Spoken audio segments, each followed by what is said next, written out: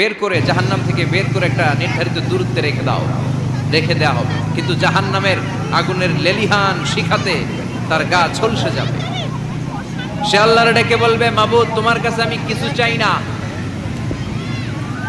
জাহান্নাম থেকে তুমি আমাকে বের করেছো, জীবন নদীর পানি তুমি আমার গায়ের মধ্যে ঢেলে দিয়েছো, আমি আবার সজীবতা ফিরে পেয়েছি, আমি তোমার কাছে জান্নাত চাই না, শুধু নিরাপদ একটা দূরত্বে আমাকে রেখে আসো যাতে জাহান্নামের আগুন আমারে কষ্ট দিতে না পারে।